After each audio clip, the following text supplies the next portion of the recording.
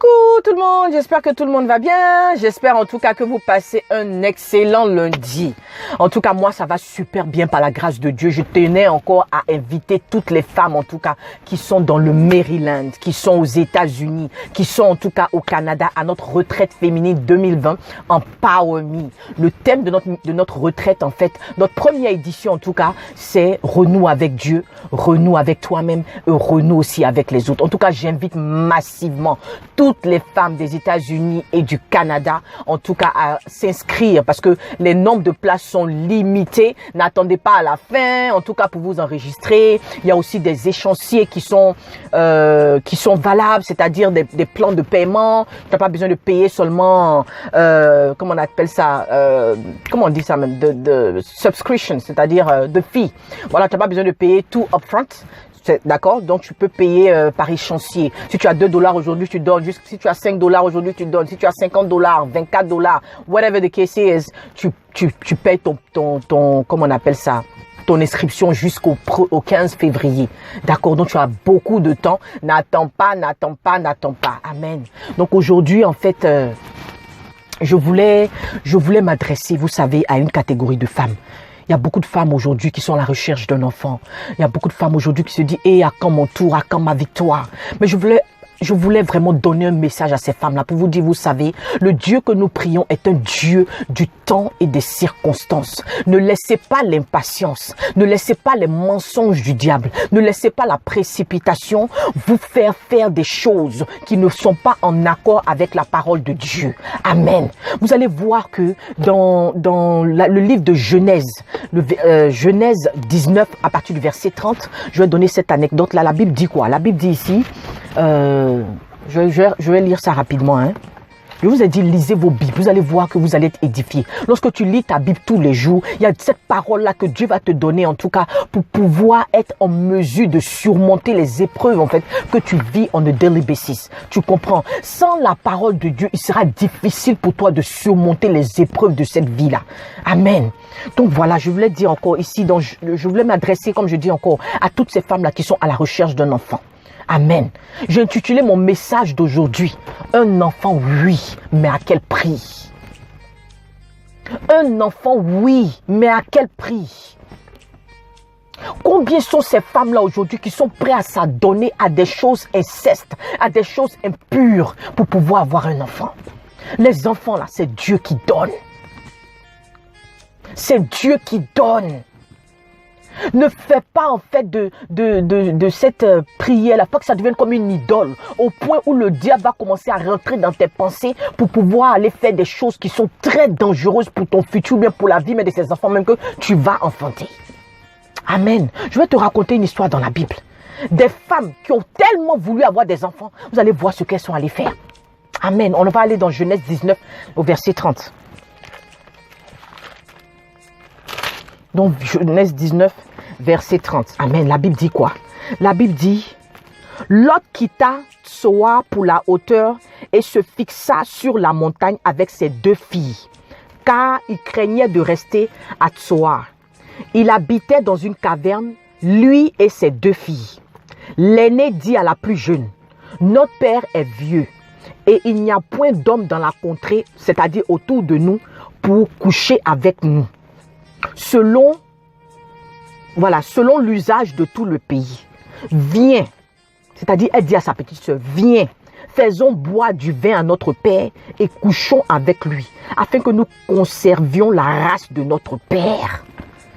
Et la Bible ici dit au verset 33, elle fit donc boire du vin à leur père cette nuit-là, et l'aîné coucha avec son père. Le père ne s'aperçut ni quand elle se coucha, ni quand elle se leva. Amen. Un enfant, oui, mais à quel prix?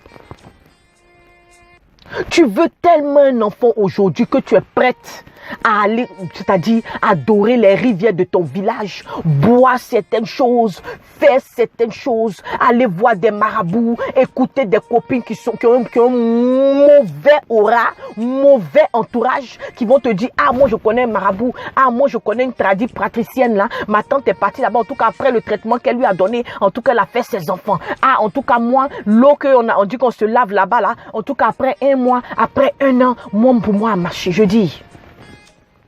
Je dis, faites attention, maman. Faites attention, maman. Un enfant, oui, mais Dieu là, il est celui-là même qui a la clé de tout ce que tu recherches. La Bible dit que lorsque Jésus est mort, qu'il est descendu en enfer, la Bible dit qu'il a dit au royaume des ténèbres, il a dit à l'enfer, il a dit au diable, donne-moi les clés. Et il est sorti de l'enfer. Tu me comprends? Donc Dieu a les clés de ton enfantement dans sa main. Il n'y a pas un marabout qui est plus fort que Dieu. Vous savez, les bénédictions humaines sont temporaires. Les solutions humaines sont temporaires. Mais les solutions divines sont permanentes. Quand Dieu te visite, toute la gloire lui revient. Donc il fait ça bien. Peut-être que les diagnostics ont dit que toi tu ne peux pas enfanter ou bien ton mari ne peut pas enfanter. Dans la Bible, il faut regarder les exemples des gens. Les gens comme Marie par exemple, qui n'avait jamais couché avec un homme, que Dieu a visité aujourd'hui pour être la mère de celui que nous on adore. Amen. Des gens comme Élisabeth et Zacharie, que Dieu a visité pour donner les gens comme Jean-Baptiste. Comme les Anne, que Dieu a visité pour donner des prophètes comme les Samuel. Qu'est-ce que Dieu ne peut pas faire dans toi, ta vie? Pour que tu puisses t'adonner à des maraboutages, pour que tu puisses t'adonner à des choses qu'on dit on s'en va adorer dans des villages ou bien dans des fêtes des générations ou je ne sais pas quoi. Mets ta confiance en l'Éternel. Il est capable de te donner ce que ton cœur désire. Moi, je crois fermement parce que j'ai des exemples palpables autour de moi. Je me rappelle, on était en 2018 et j'ai fait un rêve sur une de mes cousines dont je tairai le nom. Et dans le rêve, en fait, je me battais avec une vieille femme. Je me battais avec cette vieille femme-là. Et cette vieille femme-là disait, c'est moi qui ai pris cette trompe. C'est moi qui ai pris cette trompe. C'est moi qui ai pris cette... Je me suis battu avec cette vieille femme-là. Et j'ai dit, tu vas redonner cette trompe au nom de Jésus. Tu vas redonner cette trompe au nom de Jésus. J'ai appelé ma cousine parce qu'elle ne m'avait pas partagé en fait ce défi qu'elle avait. Ça dit le fait que bon, elle essayait d'avoir des enfants et tout ça. C'est une cousine, c'est vrai, on est des trucs, mais ça faisait longtemps qu'on ne s'était pas appelé. Donc bon, c'est ces sujets qui sont tellement... Vous savez, c'est des sujets qui sont tellement délicats. Tout le monde ne parle pas comme ça de ça. Vous voyez? Et c'est comme ça que je l'ai appelé. Je dis, ah vraiment, le sujet dont je veux parler, c'est très délicat, mais je veux que tu puisses m'écouter attentivement. Elle m'a dit, ah, oh, qu'est-ce qui se passe et tout. J'ai dit, ah vraiment, voilà le rêve que j'ai fait. Est-ce qu'en ce moment, vous avez des problèmes, ton mari et toi, pour l'enfant? Est-ce que toi-même tu arrives? Elle dit, ah Audrey, c'est vrai parce que on a essayé plusieurs fois, ça arrive et puis ça tombe, ou bien vraiment, ça marche pas et tout ça. J'ai dit, d'accord, prie. Parce que le Dieu que je prie, il dit, lorsqu'il révèle, c'est pour sauver. Toi, lève-toi dans la prière, ne t'arrête pas. Prie, prie et prie. Amen. On était en 2018. Un an plus tard, cette année 2019, en juillet, elle a accouché. Tu comprends ce que je suis en train de te dire? Quelqu'un qui avait des problèmes pour faire des enfants. Dieu a révélé en 2018. Elle s'est levée dans la prière. Moi aussi, j'étais constamment dans la prière parce que c'est un fardeau pour moi. Quand je sens, je ne demande pas beaucoup de questions. Quand je remarque ça dans la vie de quelqu'un, mais je prie.